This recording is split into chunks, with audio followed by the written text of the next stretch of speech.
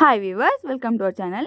இந்த வீடியோவில் நம்ம என்ன பார்க்க போகிறோம் அப்படின்னா, கோஆப்ரேட்டிவோட முந்தைய வினாத்தாள் முக்கிய வினா வீடியோ தான் இந்த வீடியோவில் பார்க்க போகிறோம்.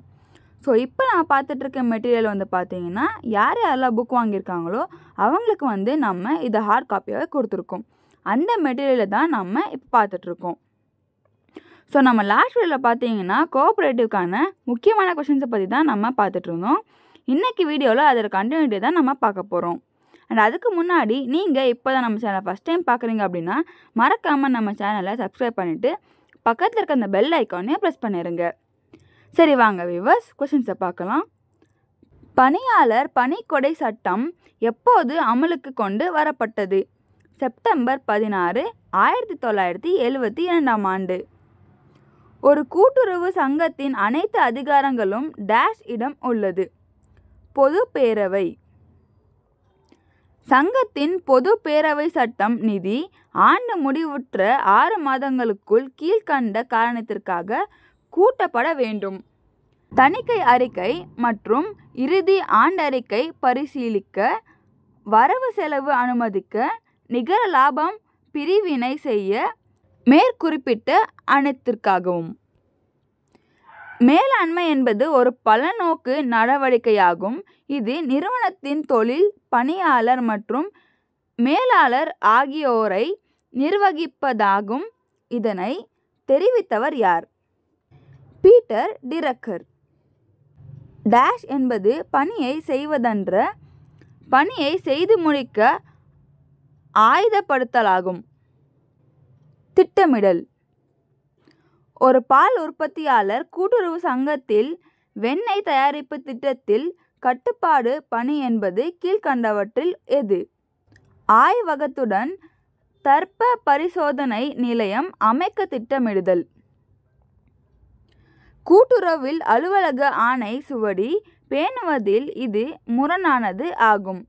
ஒவ்வொரு காலண்டர் ஆண்டில் தொடக்கத்திலிருந்து ஒரு சுவடியிலும் இணைக்கப்படும் அலுவலக ஆணைகளுக்கு தொடர் வரிசை எண்கள் கொடுக்க வேண்டும். கூட்டுறவு சங்கங்களின் பதிவாளர் அலுவலகத்தில் கூடுதல் பதிவாளர் நிலையில் உள்ள பணியிடங்களின் பெயர்கள்.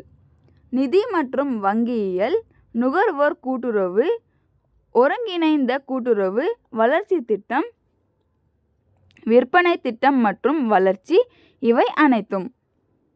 ஒரு சரகத்தில் துறை அமைப்பில் அலுவலர்கள் அதிகார அமைப்பு இவ்வரிசையில் இருக்கும். துணை பதிவாளர், கூட்டுறவு சார் பதிவாளர், முதுநிலை ஆய்வாளர். கூட்டுறவு சங்கங்களின் பதிவாளராக நியமனம் செய்ய தகுதி படைத்த அலுவலர் யார்? இந்திய ஆட்சி பணி அலுவலர். எந்த ஒரு நபரும் ஒரே சமயத்தில் டேஷ் எண்ணிக்கைக்கு மேலான பதிவு பெற்ற சங்கங்களின் நிர்வாக குழு உறுப்பினராக இருக்க முடியாது. 5. கூட்டுறவு சங்கங்கள் வெளியிலிருந்து கீழ்கண்டவரால் கட்டுப்படுத்தப்படுகிறது. அரசு, பதிவாளர், நிதியுதவும் வங்கி, இவை அனைத்தும். விவசாய கடன் நீண்ட அல்லது மத்திய அல்லது குறுகிய கால கடன்கள் என வகைப்படுத்துவதற்கான அடிப்படை யாது? கடனின் கால அளவு. முதல் அகில இந்திய கூட்டுறவு கடன் சங்கங்கள் சட்டம் நடைமுறைப்படுத்தப்பட்ட ஆண்டு 1904 ஆண்டு. அகில இந்திய கிராம கடன் மதிப்பீட்டு குழுவின் பரிந்துரையின் பேரில் தொ.வெ.கு. கடன் சங்கங்கள் புத்துயிருட்டும் திட்டம் செயல்படுத்தப்பட்ட காலகட்டம் 2ஆம் 5 ஆண்டு திட்டம். சரி, ஓகே வியூவர்ஸ், அவ்வளோதான். நம்ம நெக்ஸ்ட் வீடியோவில் இன்னும் சில செட் ஆஃப் கொஷின்ஸை பார்க்கலாம். இந்த வீடியோ உங்களுக்கு பிடிச்சிருந்தா அண்ட் யூஸ்ஃபுல்னு தோணியிருந்தா மறக்காமல் அந்த லைக் பட்டனை கிளிக் பண்ணிடுங்க. அண்ட் அப்படியே கமெண்ட்ஸில் தேங்க்யூ இல்லைனா நன்றிங்கிற ஒரு மெசேஜும் போட்டுருங்க. ஏன்னா நீங்கள் போடுற அந்த ஒரு மெசேஜ் எங்களுக்கு இது போல் இன்னும் நிறைய வீடியோஸ் க்ரியேட் பண்ண ஒரு மோட்டிவேஷனாக இருக்கும்.